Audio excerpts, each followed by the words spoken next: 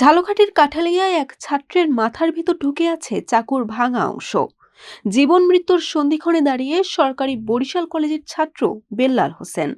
প্রতিবেশী দুই যুবকের নৃশংসতায় স্তব্ধ পুরো শৌলজালিয়া ইউনিয়ন। গত মঙ্গলবার 20শে জানুয়ারি সকালের শান্ত রথের মোড় এলাকা হঠাৎ কেঁপে ওঠে এক যুবকের আর্তচিৎকারে। প্রতিদিনের মতো ঘুম থেকে উঠে বাইরে বের হয়েছিলেন বেল্লাল হোসেন, কিন্তু তিনি জানতেন না দরজার ওপারেই ওত পেতে আছে যমদূত। প্রতিবেশী ইমরান হোসেন ও মশিউল নামের দুই যুবক আচমকা হামলা চালায় তার উপর। শুরু হয় এলো পাথারি ছুরিকাঘাত। এক পর্যায়ে সন্ত্রাসীরা বেল্লালের মাথায় ছুরি দিয়ে আঘাত করলে ধারালো চাকুর অগ্রভাগ মাথার হাড় ভেদ করে ভেতরে ঢুকে যায় এবং সেখানেই ভেঙে রয়ে যায়। সমস্ত জায়গায় কোপাইছে।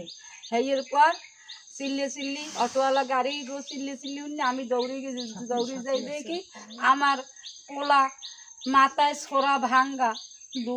ছেলের বাঁচার আকুতি শুনে ঘর থেকে ছুটে আসেন বৃদ্ধ বাবা সোবহান মুন্সি, কিন্তু রক্তপিপাসু হামলাকারীরা রেহাই দেয়নি তাকেও। ছেলেকে আগলে ধরতে গেলে তাকেও কুপিয়ে গুরুতর জখম করে সন্ত্রাসীরা। রক্তাক্ত অবস্থায় দুজনকে উদ্ধার করে প্রথমে ভান্ডারিয়া এবং পরে বরিশাল শেরে বাংলা মেডিকেল কলেজে নেওয়া হয়, কিন্তু বেল্লালের মাথার ভিতরে বিঁধে থাকা চাকুর অংশ বের করা অসম্ভব হয়ে পড়ায় এবং শারীরিক অবস্থা অত্যন্ত আশঙ্কাজনক হওয়ায় জরুরি ভিত্তিতে তাকে ঢাকা মেডিকেল কলেজ হাসপাতালে রেফার করা হয়েছে। স্থানীয়দের দাবি, পারিবারিক দীর্ঘদিনের এক বিরোধের জেরে এই বর্বরোচিত হামলা। বেল্লালের মা বাবার অভিযোগ, এর আগেও তাদের ছেলেকে প্রাণে মারার চেষ্টা করেছিল ওই চক্রটি।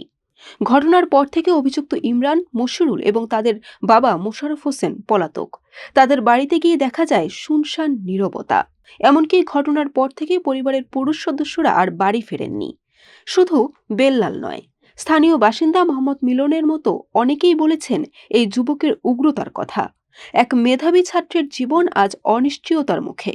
এলাকাবাসীর এখন একটাই দাবি, সুষ্ঠু তদন্ত আর অপরাধীদের দৃষ্টান্তমূলক শাস্তি। বরিশাল.নিউজ।